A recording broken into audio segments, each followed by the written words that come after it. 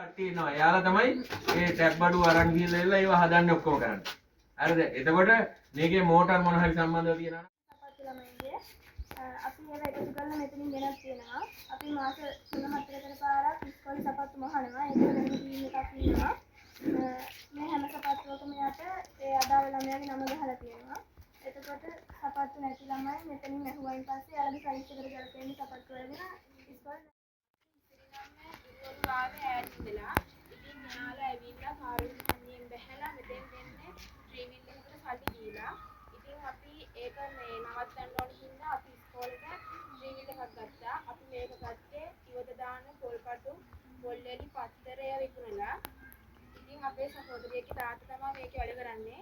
එයා උදේ පාන්දරට ගුරුවරුන් 7:00ට කාර්යාලු හන්දියෙන් ගිහින් එක්කන් යනවා ඉස්කෝලේට. ඊට පස්සේ 1:00ට ගිහින් දානවා. මේ තියෙන අපේ ඉස්කෝලේ ආදර්ශ පාඩේ දීවදීවේ මමයි කියන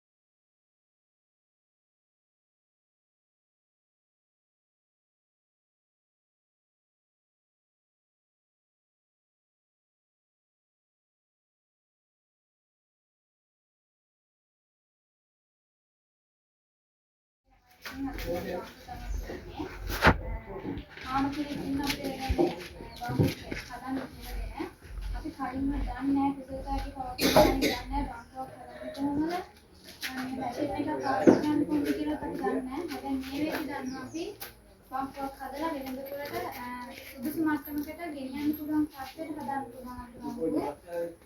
මේ මැෂින් එකක් කියන්න කැමති දන්නේ ඉතින් අපිට මේවා කරන්න සබයදුරු ලොකු සෙල් අපි ඉස්සෙල්ලා තමයි හදන්නේ. අපි මෙතන විනාඩි සල ගහලා ලෑලි කපලා හදන්නේ. අපි මේ කරන වැඩේ ඩ්‍රිල් මැෂින් එක පාවිච්චි කරන්න ඉගෙන ගන්නවා. ඒ වගේම ලෑලි කපන්න ඉගෙන ගන්නවා. ඒ වගේ ගොඩක් දේවල් ඉගෙන ගන්නවා. අපි මේ වැඩේට ඉස්කෝලේ කාලේ පාවිච්චි කරන්නේ නැහැ. සෙනසුරාදා ඉරිදයි හවස වෙනතුම අපි මේවා හදන්නේ. මම විතරක් නෙමෙයි තව අපේ කණ්ඩායමක් ඉන්නවා මේවා හදන්න. අපි මේවා හදලා විකුණනවා. විකුණලා අපේ පාසලට ආදායමක් ලබනවා.